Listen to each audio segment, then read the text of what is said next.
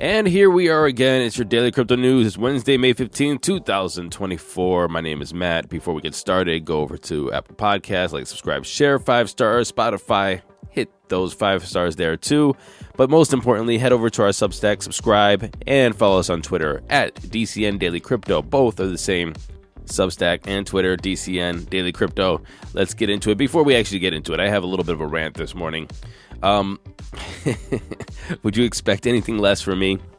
And something that's been passing around and something that's been on my mind is this McDonald's whole thing that prices have surged over the past decade. So there's this chart. It's on our Substack. If you're looking on our Substack or if it's on YouTube, it's looking at McDonald's prices from 2014 to 2024. And yes, prices have went up. The McChicken sandwich was $1. Now it's almost $3. The McDouble was $1.19. Now it's $3.19. A quarter pounder cheese meal was $5.39. Now it's $11.99. And yes, McDonald's prices have went up. But the weird thing to me, and here's my rant, is that why are we looking at McDonald's prices to have this overall overarching idea of food prices? First of all, why is that the American barometer? What McDonald's costs to show you how inflation is. And then you have this whole beef, and then you have this whole thing that people are starting with the narrative. Number one, it's like, oh, if you raise the prices of people who work at McDonald's, the prices of McDonald's are going to go up. First of all, you shouldn't be eating that much McDonald's. It should be a treat. If you go out to McDonald's, it absolutely should be a treat for you because you shouldn't be eating it that much. Second of all, is why are we using McDonald's as the barometer of inflation? That's how we gauge going out and having a good time, is going to eat McDonald's.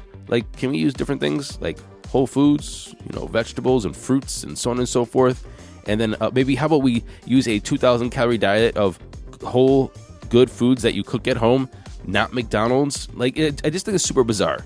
And we're just kind of reinforcing this unhealthy mentality of McDonald's being the thing we do for fun and the thing we do when we want to go out to eat, and this is our food. And I do get it. McDonald's used to be the cheap place because if you didn't have a lot of money, you had the dollar menu. I get it.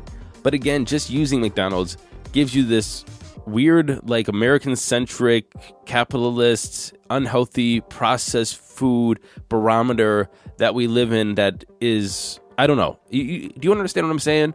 Anyway, if you don't, or if you do, email me, matt@dailycryptonews.net. My last thing is that inflation is real. And the reason why I'm thinking about this morning is because the CPI, the Consumer Price Index, came out again.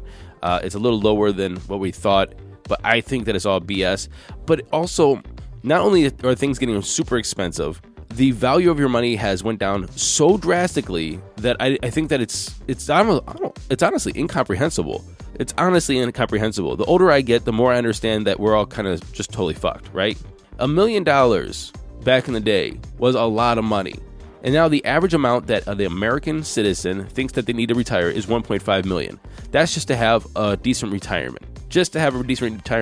But the fact is, people don't even have that much money. I've been looking at retirement quite a bit because I think it's really interesting because, you're getting older, I'm getting older, you're getting older, and one thing we don't talk about a lot in this country is money. It's just a cultural thing where it's you don't know how much your friends make, you don't know how much they save, you don't know how much your parents have, yada, yada, yada. It's almost like a taboo thing where you just don't talk about money, and it's absolutely, I think it's destroying the ability for people to save, earn, and live a better life, to be honest with you, but that's another story. And so I've been looking at retirement incomes and retirement savings, and the fact is things are getting super expensive. The average American thinks you need about $1.5 million to retire, which is probably pretty accurate, to be honest with you. But what people actually have in retirement is far less. Now look, the average American, age 65 to 74, the average American has $600,000 in retirement. Remember, people feel that $1.5 million is the comfortable number. The average is $600,000. The median somebody has is $200,000. That's the median. And so if you want to be in the top 5% of everybody who has retirement in the United States, the top 5%, you have $923,000. If you have $1 million, you're in the top 3.2%, and only 0.1% have $5 million in retirement. 0.1%. Now look, $5 million is a lot of money. And most people will never see $5 million. Most people will never see $1 million. But I'm just saying, the amount of money is that you need to retire comfortably anymore is absolutely skewed. Again, $1 million when I was a kid was a lot of money. But the thing is, it's a weird space that we're in, where $1 million isn't that much money, but very few people actually get to $1 million. Did you know that 50% of people have $5,000 in retirement? For all families, the median retirement is $84,000. Now, I know this is not crypto news, but I'm saying this for a couple reasons. Number one, if you have more than any of that, consider yourself extremely fortunate and extremely lucky. Hopefully you're being very generous and giving and understanding, and please live your life with complete gratitude. Number two is we have to stop thinking that we have to live in the most expensive areas in the world. Again, if you're from like something expensive, a place that is expensive like Los Angeles or New York, doesn't mean that you have to live in New York or Los Angeles. Move somewhere cheap if you want to stay in the States. But also, we have to have this realization that if the average person has $600,000 in retirement, the average between 65 and 74, $600,000 will go a lot longer in another country. Vietnam, Cambodia, Laos, some places in Eastern Europe. Yes, I know, Ukraine, Russia thing. That's kind of dangerous over there, but you know what I'm saying? African countries. And so I think that it's unfair for us to try to keep pigeonholing ourselves in a place that is becoming more and more unaffordable. And so what you have is $200,000 in retirement, $300,000. Please consider, in my opinion, moving somewhere where $2,000 will have you living very comfortably. 2-bedroom, 2-bath apartment. So spending money, groceries, utilities, healthcare, and so on and so forth. There are places that exist like that. I just keep looking at these dollars and think that, one, our priorities are totally fucked. Two, that people don't have that much money. So if you do have more than the average, please consider yourself extremely lucky. And that mind frame and mindset of acknowledging how lucky you have it is very important. And also finding ways of maximizing how much money you actually have by living in cheaper areas. Why did that take 8 minutes of our show today? I don't know. Let's get into that daily crypto news. Hoke is a pseudonymous core contributor of the Solana-based decentralized exchange Cypher protocol. And apparently they found this person with 36 withdrawal transactions from the recovery wallet, where protocol assets ETH, RLB, Bonk, and Orca, and wrapped versions of Sol were stolen. Hoke then swapped these assets for USDT, USDC, and Solana, sent them to Binance, and sold them. The total amount stolen, that Hoke stole, was around $300,000. A Cypher core contributor who goes by the handle @Barrett_IO said, "This is incredibly saddening to me. I never thought it would be a possibility. Having a core contributor who stayed on after the exploit to try to rebuild the project, be the one who rugged all of us and the funds from the redemption contract. That is quite phenomenal.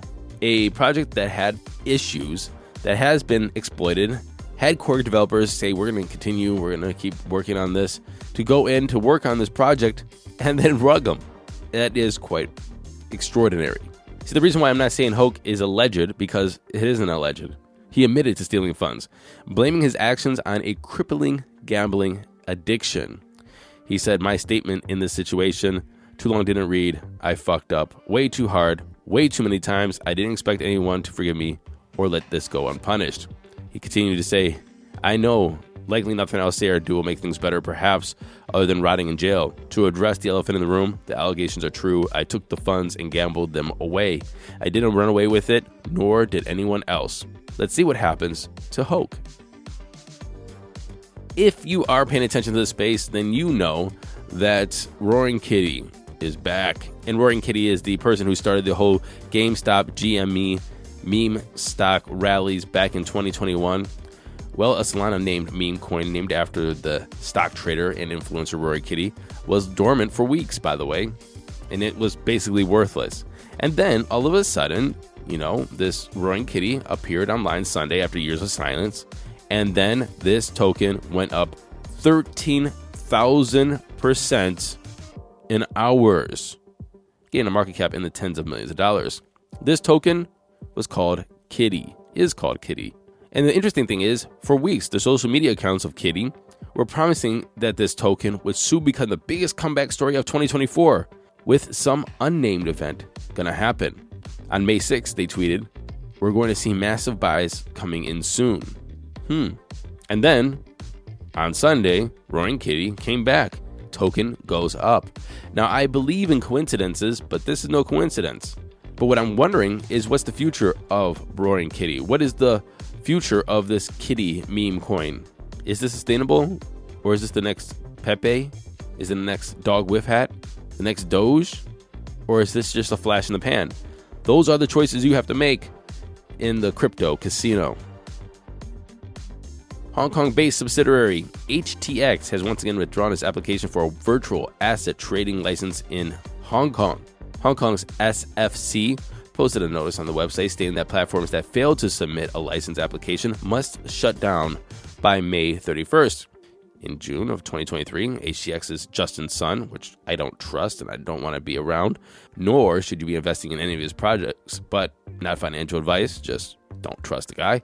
Anyway, Justin Sun said that Huobi Hong Kong would have a license within 6 to 12 months. HTX maintains that Huobi Hong Kong is a wholly separate entity, and we have no clue why they pulled their license again. In my red flag article of the day, I just make these up now. I don't have a red flag article of the day, but this is the one I have today. Canadian financial tech firm DeFi Technologies announced on Tuesday that its subsidiary Valor has launched what it calls the first ever yield-bearing Bitcoin exchange-traded product. Investors will get exposure to Bitcoin and earn 5.65% yield, provided those investors are located in Nordic markets.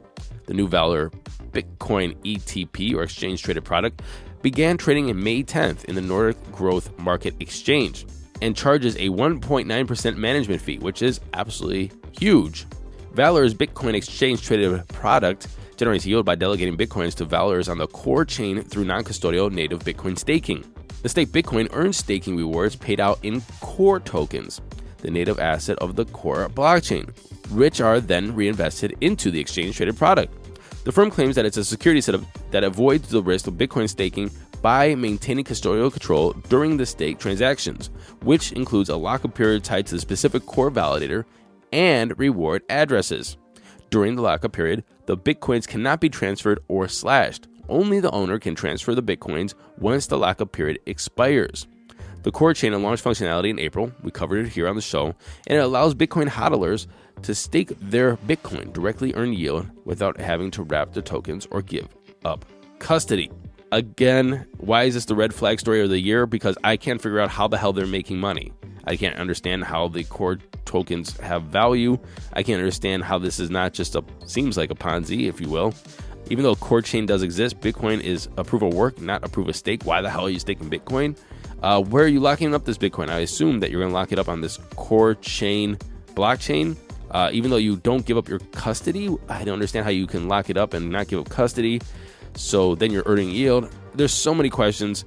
I think we're going to have to get a deep dive into this. I will get back to you because red flags all around. And finally, like I mentioned earlier, consumer prices were 3.4% higher in April than they were last year. That's a slowdown in rising inflation compared to March's 3.7%. However, it's still 3.4%, a lot higher than that 2% the Fed wants to get to. Now, let's get to those crypto prices. Here comes the money. Here we go. Money talk. And the time is 10:24 a.m. Eastern Daylight Savings Time. Fear Greed's at 52. We are neutral. However, Bitcoin is up 4.72% in 24. It's at $64,294. Here's my prediction. It's time to start going up. The bottom was in.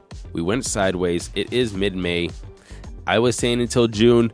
I think that we're not going to see $70,000 until around June, first week or second week of June. We're all-time highs again. So we are kind of still going sideways, but this is the start of up only, my opinion, unless we have an event that takes us down. Let's see. Again, I really put myself out there when I do predictions like this because I could be wrong. However, I've been right so many times. Not financial advice. Ethereum's at $2,966, up 3%. Tether's number 3. Binance is at $578, up 1.8%. And Solana is up 7.2% at $152. Rounding off the top 10, we have USDC XRP. Toncoin, again, on a tear. It's at $7, up 5.6% or 20% in 7. Dogecoin's number 9 and Cardano's number 10. The total market cap is at $2.34 trillion. A Bitcoin dominance of 54.3 and an ETH dominance of 15.3. And that was our show today. A little bit long-winded, but hey, I'm happy to be back on Wednesday, and I'll see you tomorrow. And until then, happy hodling, everyone. Max on the mic, dropping facts like a pro. Bitcoin's on the rise, but it ain't all for show. Ethereum, smart contracts, blockchains glow. Daily updates keep you in the know.